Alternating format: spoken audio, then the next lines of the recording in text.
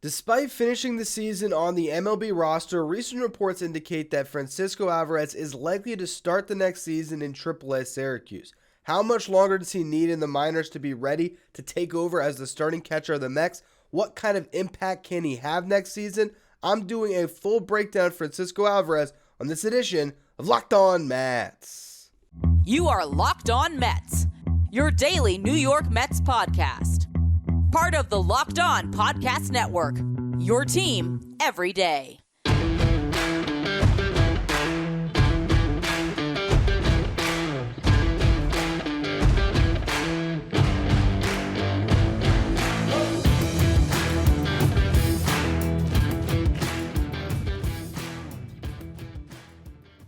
Hello to all you amazing Mets fans. You're watching Locked On Mets, part of the Locked On Podcast Network, your team every day. I'm your host, Ryan Finkelstein. If you want to find any of my work, follow me on Twitter, @FinkelsteinRyan. You can also find some of my writing at justbaseball.com, where I work as the managing editor. Now, Francisco Alvarez, when will we see him this season? First, I want to take a look back at what we just watched him do in 2022, because it was his age 20 season. We saw him start the year in Double-A. This is after a year in 2021 where he spent a ton of time playing in High-A Brooklyn. So it was a natural progression, but still an aggressive assignment for a young player. And early results were great, and then we saw him really drop off. So let's really dive into his season. First 8 games in Double-A, Francisco Alvarez tears the cover off the ball. .355 average, .432 on base, .871 slugging. He had 4 home runs and 4 doubles in his first 8 games. Then over his next 15 games, falls off a cliff. You start to have teams that can strategize for you, that are more careful with you, even though you're just this 20-year-old catcher. Now they know, yeah, this guy's legit. We got to watch out for him. And suddenly he goes through a stretch where he goes 7 for his next 53, a .132 average, a .254 on-base percentage, a .170 slugging percentage. And while he eventually broke out of it after that 15-game stretch, there was still a period from April 17th to May 25th where he did not hit a home run. And we know that is what he's supposed to do. This guy has arguably the best pop in the Mets farm system, although Mark Vientos and Brett Beatty have something to say about that. But he goes on a stretch from May 11th to May 26th, where he has a 7-game hitting streak in there. Well, actually, it started on May 11th and ended before May 26th, but there was a 7-game hitting streak that started to get him on track. And then on May 26th, he has a 2-home-run game, and he rolled from there. He would hit 14 home runs in his final 32 games in Double-A before being promoted. If you look at the slash line he had at the start of this stretch, you know, it was a .205 hitter, .299 on base, .422 slugging. That was when he was at his worst in Double-A. He finished his Double-A tenure with a .277 average, .368 on base percentage, a .553 slugging, and he got there from the final 2 games of his Double-A season being remarkable, where in 185 plate appearances, he hit .311 with a .389 on base percentage and a .634 slugging percentage, had those 14 home runs, 32 RBIs, 24 extra base hits, and we always discuss WRC plus, weighted runs created plus, that measures hitters based on a league average of 100. During that 42-game sample, his WRC plus was 175. So he played great, gets promoted to AAA. What does he do there? He struggles. July, played 16 games, hit 173, did get on base at a .366 clip, slugged .423, but there was some struggles there. Then in August, he hit 186, only got on base at a .314 clip, and the slugging dropped off to .339. Now, he ends up getting hurt at the end of August. Last game played in that month was August 23rd. Makes his return middle of September, and that was where we saw Alvarez crush AAA pitching that in some ways led to his promotion to the big leagues, because in a 47 plate appearance sample to close out September, to close out his AAA season, he hit .362. He got on base at a .483 clip, so nearly half the time. .596 slugging, gets the call, right? You're going to join the Mets for the biggest series of the season in Atlanta, when he was driving home thinking that his season was over. And all of a sudden it's, oh wait, actually drive to Atlanta and you're in. You're in the show. You're going to be part of this team that just won well, at the time, not quite 101 games, but were in the upper 90s and eventually would win 101 games that would go to the playoffs, and he was a part of the playoff roster. When we look back at that, probably not the wisest decision, and it all stems from Darren Ruff's struggles, Mark Vientos not quite taking off the way that we all hoped he would, although I still retroactively believe that he was giving better at-bats near the end before they called up Alvarez. If they stuck with Vientos, maybe it would have been a little bit better because Alvarez was just trying to do too much. He did hit a home run. He had a moment, but consistency is something that eluded him this past year. It took some time at each stop to go through his growing pains. AA, there was some growing pains. AAA, there was some growing pains. Even in Brooklyn, year prior, some growing pains. So we can expect that when he gets to big league pitching and guys are game planning for him and they can attack his weaknesses, which is probably velocity up in the zone, the more that he gets reps against that type of pitching, the more he's going to be able to adjust to it. But there will be some time, I believe, depending on when they promote him, where he's going to have to figure things out. I don't think he's going to hit the ground running. Whereas I look at a prospect like Brett Beatty, and there's just a little bit less holes in his swing at this point. He's just a little more advanced as a hitter, a little bit older, where I feel like he could hit the ground running as opposed to an Alvarez. But recent reports are telling us that, Alvarez not factoring into the DH mix. They are not going to look at him and say, hey, you're competing with Darren Ruff and Mark Vientos and now Tommy Pham for at-bats in spring training. For him to make the team, he's going to have to just flat out dominate spring training in a way where he's undeniable, and I don't think that's the case. So the question is, what else does he have to work on, and how much longer will he be in the minor leagues? What's the roster going to look like without him? I'm going to get to all of that in just a minute. First, though, today's episode is brought to you by Built Bar. I know that during the holiday season, for a lot of us, it's time we might pack on some weight. Now or beyond that, we're in the new year, and if you're like me, you're trying to lose some weight. That is why you need to learn more about Built Bars, because these are a great snack that you can count on. They taste so good. It all starts with the 100% real chocolate they're covered in.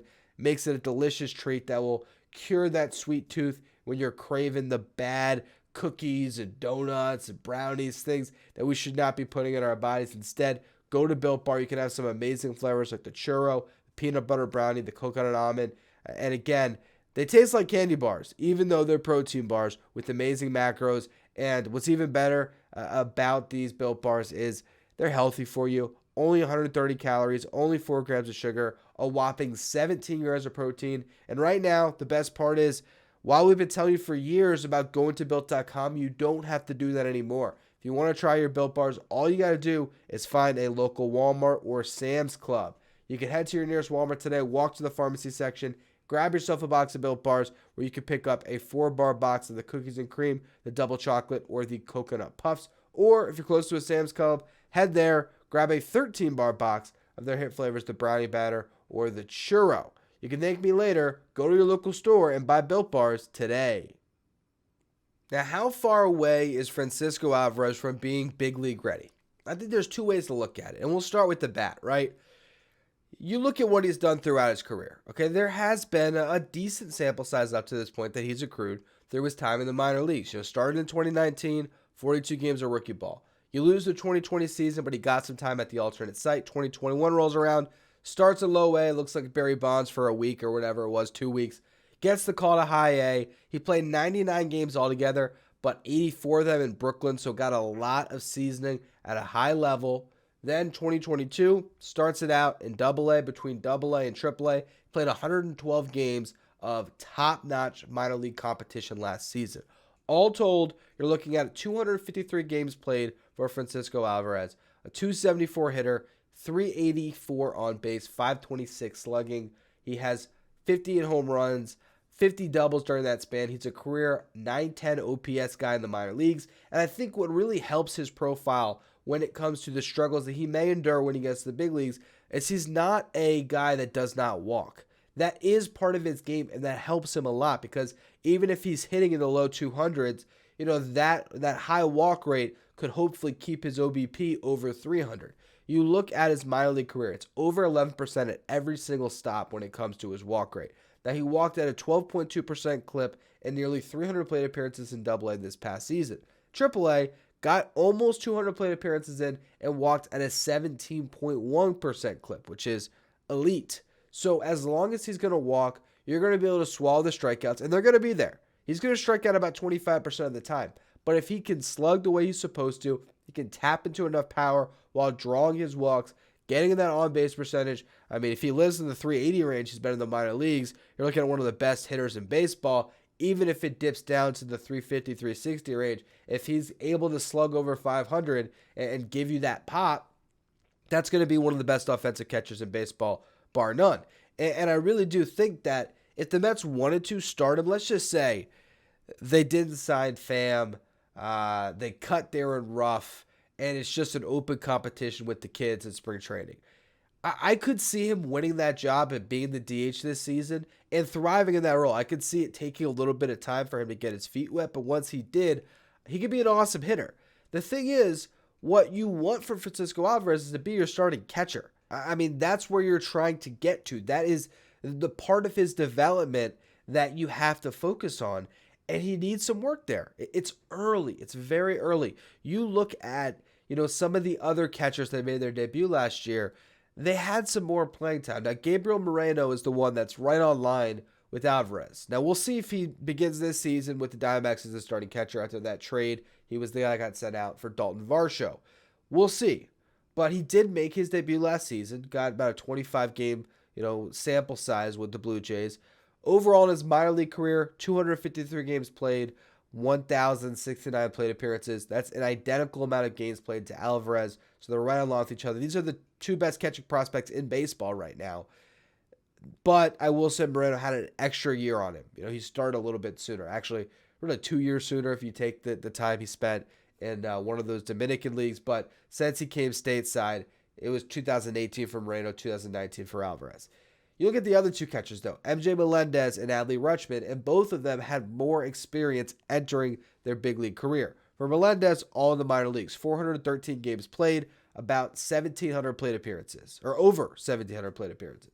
Adley Rutschman, it was split because he was a college bat. So you have 180 games played in the minors, 780 plate appearances, 185 games played in college, 821 plate appearances. So altogether, you're looking at 365 games and just over 1,600 plate appearances. Whereas again, for Alvarez, he's just over 1,000 when it comes to his career plate appearances, and he's sitting at 253 games played. So getting him an extra 250 plate appearances in Syracuse, as far as the bat is concerned, is probably still a good thing for him, even if he's talented enough to get by and just be able to adjust and take his lumps at the big league level. And maybe the learning curve would be a little bit sharper if they threw him into the fire.